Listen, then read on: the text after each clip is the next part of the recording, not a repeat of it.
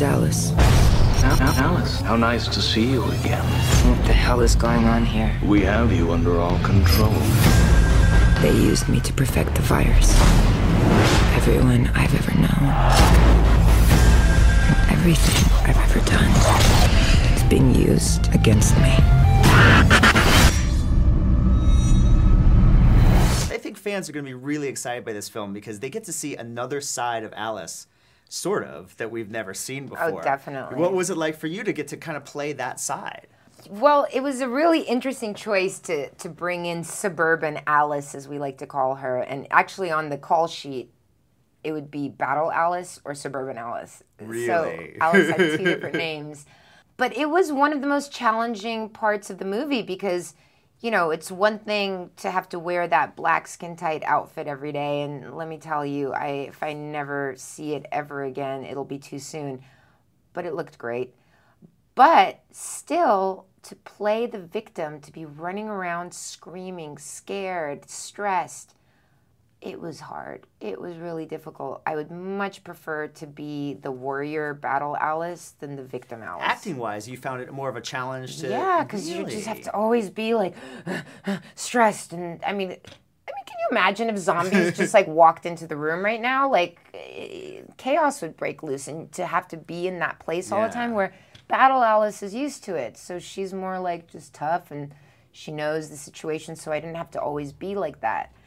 So that was tough. I at the end of the day, after all that breathing and exertion, I literally, it was like that Excedrin commercial, like, when you have a headache this big, use Excedrin. That's right. I was like, well, I'll take 5 Now, bottles. do you feel like, are you ever getting tired of playing Alice? Was it nice to have that change? I mean, would you want to do another one? Do you think you could? You mentioned not wanting to see the uniform anytime soon. Yeah, no, only one time per movie, one outfit per movie. You know, I love Alice. I love the character, and at this point, she's such a part of my life.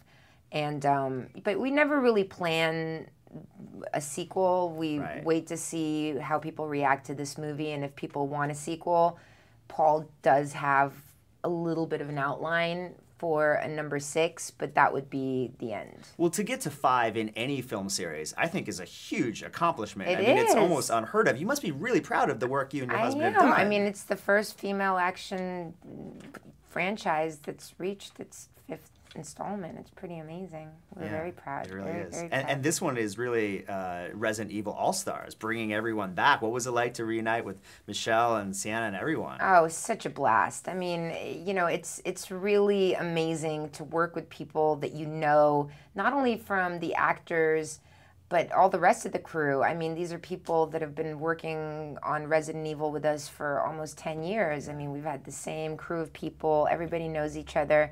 So when I called it Camp Evil on Twitter, I mean, that's really what it felt like was, you know, here we are coming to do our activities. Now you have to go train. You have to do your wardrobe. You know, everybody had their, like, things that they were doing, but it really felt like coming home. Yeah, well, it's great. And the last thing I'll ask you is the sign language. Did you have to, how difficult was you to learn the sign language? You know what? It wasn't difficult for me to learn sign language because I'm very tactile and I draw. I use my hands a lot. I play music. So for me, listen, and I'm Russian, so I'm always So you're doing speaking this with your hands anyways.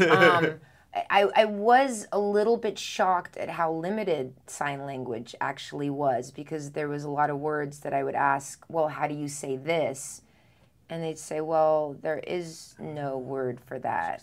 And so it made me kind of go, God, I wonder who's going to be the next deaf person that is the next Dostoevsky that creates a language, like a real language, with adjectives and real ways to express yourself, because right now it's very simple, like where I would say, I'd like some eggs and bacon with pancakes and sausage on the side. They'd go like eggs, bacon, sausage, side. Do you know what I mean? That's how it would, that would be the direct translation.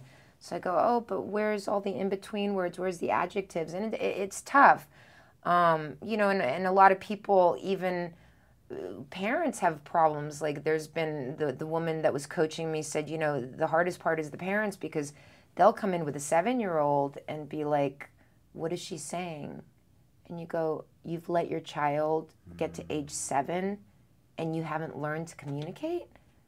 You know, so when we talk about reading in America and how important it is to read books, like, what about for people with sign language? It's even more important to know how to express yourself and to have a communication with your child. So it was really educational and quite amazing to be able to be a part of this whole other world.